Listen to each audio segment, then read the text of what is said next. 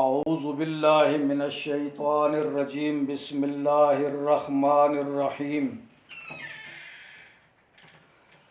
ثم اورثنا الكتاب الذین اصطفینا من عبادنا فمنهم ظالم لنفسه ومنهم مقتصد ومنهم سابق بالخیرات بإذن اللہ ذالک هو الفضل الکبیر صدق اللہ مولانا العظیم۔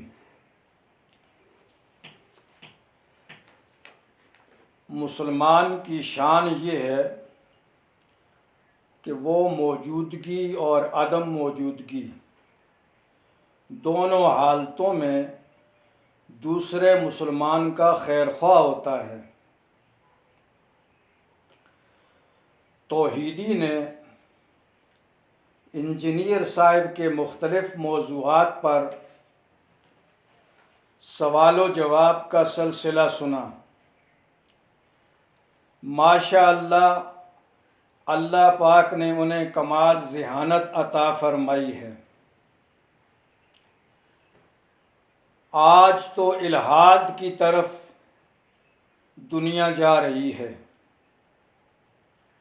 ایسے ماحول میں ایک انجینئر کا دینی ذوق قابل ستائش ہے، لیکن جو باتیں مجھے کھٹکتی ہیں ان کا اظہار کر دینا خیرخواہی کے درجہ میں ضروری ہے۔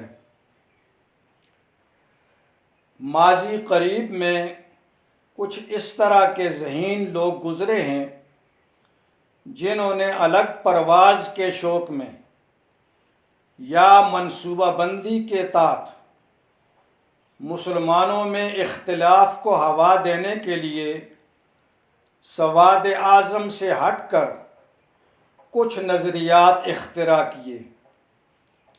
اہل سنت والجماعت کے مسلمہ عقائد سے عقلی دلائل کی بنیاد پر مختلف فی قسم کی چیزوں کو پھیلانے کی کوشش کی، جس سے صورتحال گڈ مڈ ہو گئی اور مسلمانوں کی جمعیت کو نقصان پہنچا، اور ظاہر ہے کہ باطل بھی یہی چاہتا تھا۔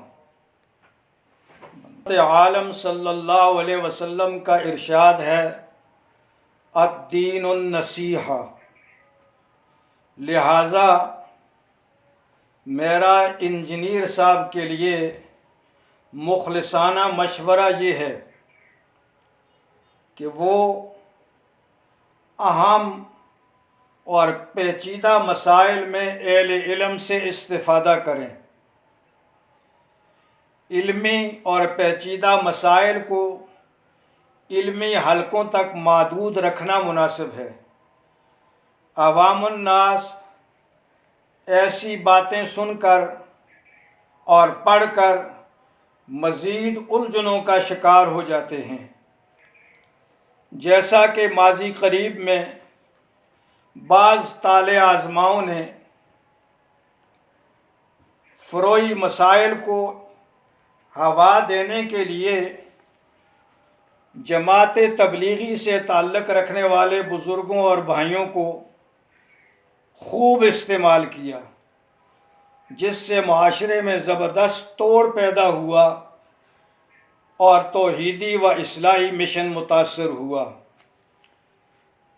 آپ کا طریقہ واردات بھی کچھ اسی طرح کا نظر آتا ہے۔ یہی وجہ ہے کہ آپ کی مجلس میں مولانا طارق جمیل صاحب کا تذکرہ اور تعریف کا سلسلہ زیادہ ہوتا ہے۔ سب سے عام بات یہ ہے کہ جس طرح سونے کو لکڑی کے ٹال پر لگے ترازو پر نہیں تولا جا سکتا، اس کے لیے نفیس جوہری ترازو کی ضرورت ہے، اسی طرح جماعت صحابہ رضی اللہ تعالی عنہم اجمعین کے سیرت و کردار کو تاریخ کے ترازو پر تولنے اور پرکھنے کی بجائے قرآن و سنت کے نفیس ترازو پر تولا جا سکتا ہے اور تولا جانا چاہیے۔ معذرت کے ساتھ یہ بھی عرض ہے کہ گفتگو میں فرق مراتب کا لحاظ رکھنا اور زبان نرم استعمال کرنا بھی اہل علم کی شان ہے۔ اللہ رب العزت ہم سب کی انفرادی اجتماعی کوتاہیوں کو معاف فرمائے، چلتے دور کے ہر فتنے سے محفوظ فرمائے اور امت کو ایک پلیٹ فارم پر جمع ہونے کی توفیق مرحمت فرمائے۔ اسلام کی وہ سطوت رفتہ جس کا تذکرہ ہم تاریخ اسلام میں پڑھتے ہیں، اللہ کرے ہم اپنی آنکھوں سے دیکھیں کہ ایک بار پھر مسلمان دنیا کے اندر عروج اور ترقی حاصل کریں، غلبہ حاصل کریں اور پوری دنیا کے اندر اسلام کا جھنڈا لہرائے۔ وآخر دعوانا ان الحمد للہ رب العالمین۔